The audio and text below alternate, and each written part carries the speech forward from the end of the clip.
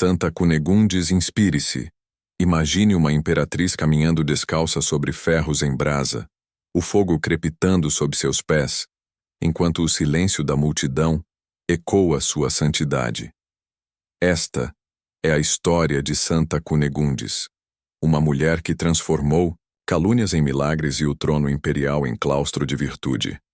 Neste vídeo, você vai mergulhar na vida dessa santa extraordinária, desde seu nascimento em Luxemburgo até sua entrega ao convento, descobrindo como ela enfrentou desafios com fé inabalável e deixou um legado de paciência, penitência e perdão que ressoa até hoje. No dia 3 de março, a Igreja celebra Santa Cunegundes, que entrou para a glória em 1039. Santa Cunegundes da Ordem de São Bento, filha de Sigefredo, conde de Luxemburgo, e de sua esposa, Hedwiges, nasceu nos fins do século X. Dotada de ótimas qualidades morais e físicas, tornou-se o encanto de todos que, por circunstâncias diversas, entravam em contato com a nobre condessa de Luxemburgo. Desde a mais tenra infância, manifestava uma clara inclinação para as coisas santas, não sendo de admirar que em seu coração surgisse o desejo de dedicar-se ao serviço de Deus e de Maria Santíssima, vivendo em perfeita castidade. Deus atendeu a esse anseio de maneira extraordinária, como se fosse uma maravilha da graça divina. Casada com Henrique, imperador da Alemanha, ela recebeu, junto ao ilustre esposo, a coroa imperial das mãos do Papa Bento VIII, em Roma. Vivendo, em harmonia e caridade, os dois tinham como única aspiração trabalhar pela honra de Deus, pela santificação de seu nome e pela felicidade de seus súditos. Esse exemplo tão edificante de um casal no trono imperial naturalmente provocou a ira do inimigo do bem. Este tratou de semear discórdia entre os esposos, que até então eram um só coração e uma só alma. Não foi difícil encontrar instrumentos para executar esse plano tenebroso. Surgiu uma calúnia, das mais infames que se poderiam inventar, contra a honra da virtuosa esposa. Inicialmente, Cunegundes suportou tudo com grande paciência, embora todo o seu ser se revoltasse contra tamanha maldade. Porém, quando percebeu que o mal ganhava proporções, ameaçando transformar-se em um grande escândalo, e que até mesmo seu esposo, atormentado pelo que ouvia, começou a externar dúvidas, ela tomou uma atitude. Fez uma declaração pública, desfazendo por completo as suspeitas e reduzindo os caluniadores ao silêncio. Para provar sua inocência, invocou o juízo de Deus.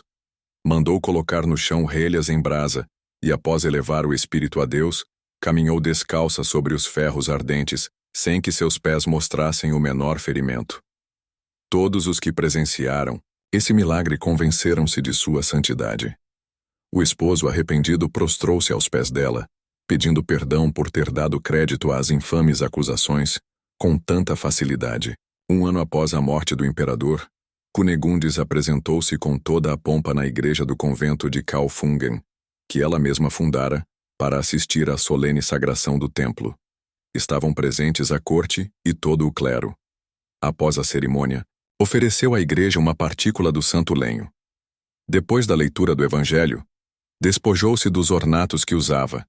Recebeu das mãos do bispo um hábito confeccionado por ela mesma. Deixou que lhe cortassem os cabelos e cobriu a cabeça com o véu.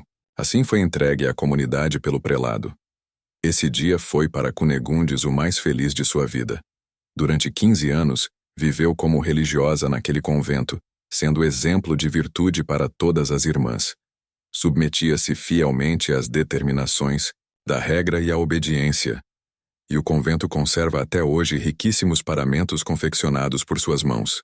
Cunegundes faleceu em 3 de março de 1039. Prestes a entregar a alma ao Criador, notou que as irmãs traziam cobertas preciosíssimas para expor seu corpo na câmara ardente. Pediu então que a vestissem apenas com o hábito da ordem, expressando o desejo de ser sepultada ao lado de Henrique, seu esposo e senhor. Conta a lenda que no momento em que o túmulo do imperador foi aberto, ouviu-se uma voz do céu. Ó Virgem, dê lugar à Virgem. O sarcófago que continha o corpo de Henrique moveu-se para o lado, como que abrindo espaço para o corpo da esposa. Esse túmulo foi glorificado por numerosos milagres, e o Papa Inocêncio III a canonizou em 1200. Reflexões. Primeira reflexão. Santa Cunegundes serve de exemplo aos cristãos, mostrando como devem proceder quando a vil calúnia os ataca e persegue. Ofendida no que lhe era mais caro, a Santa Imperatriz sofreu em silêncio e só se defendeu quando o dever o exigiu, para evitar um grande escândalo. Deus mesmo se encarregou de provar a inocência de sua fiel serva, e ela, longe de buscar vingança, perdoou de coração os caluniadores. Cunegundes apenas imitou o exemplo do Divino Mestre, que, sendo injuriado, não injuriou, sofrendo, não ameaçou. Não é cristão, nem merece o nome de discípulo de Jesus Cristo, quem não quer suportar com paciência as injúrias, calúnias e injustiças, mas, ao contrário, em vez de perdoar, nutre projetos de vingança e busca desforra. Segunda reflexão. Santa Cunegundes abandonou as honras e glórias do mundo, submeteu o corpo a duras penitências, realizava os trabalhos mais humildes, visitava os doentes e dividia o tempo entre orações, jejuns e obras de mortificação, levando uma vida de penitência, embora fosse inocente e de virtude ilibada. Tudo isso fazia para assemelhar-se ao Divino Esposo e alcançar o mais alto grau possível de santidade. E tu, que fazes para chegar à perfeição? Que fazes por amor a Deus? Por amor ao corpo fazes muito. Para subir no conceito dos homens, não medes sacrifícios. Nada negas aos reclamos do egoísmo. Tudo o que ele deseja para tua comodidade facilmente obtém. Mas pouco tempo te resta para atender às necessidades da alma. Passas horas em conversas inúteis e divertimentos frívolos. As orações são feitas às pressas, com 1000 distrações, e sinais evidentes de tédio, de mortificações e penitências nem sombra se vê. Santa Cunegundes acreditava que o céu não se alcança sem trabalho, sofrimento, penitência e oração. Tu pensas que tudo isso é dispensável, e por isso, se não os eliminas por completo, reduzes essas obras de piedade ao mínimo. A imitação de Cristo diz sobre esse ponto: nós nos enganamos a nós mesmos pelo amor desordenado que temos ao nosso corpo. Não é admissível que tenhas na terra uma vida cheia de gozo, e no céu estejas unido a Cristo. Santos, do Martirológio Romano na Espanha. A morte de Santo Emitério e Santo Quelidônio.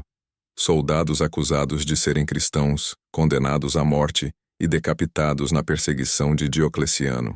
Na Etiópia, em 1716, morreu apedrejado pelo povo o franciscano Liberato Vaz.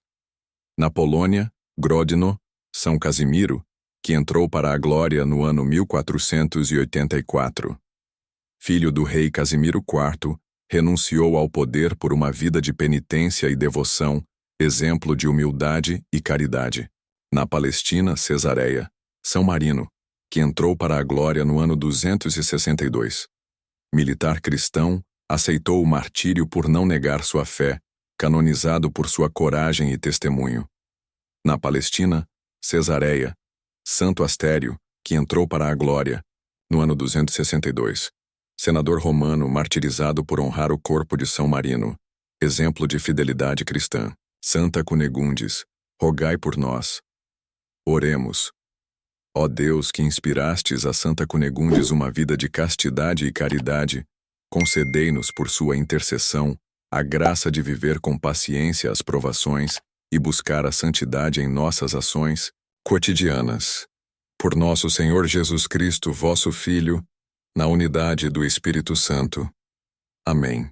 Gostou deste conteúdo? Não se esqueça de curtir, comentar e compartilhar com seus amigos e familiares. Sua interação é muito importante. E se você ainda não é inscrito, aproveite para se inscrever no canal e acompanhar mais histórias inspiradoras e conteúdos edificantes. Copie o link na descrição e envie para os seus contatos para que o conteúdo chegue ao maior número de pessoas.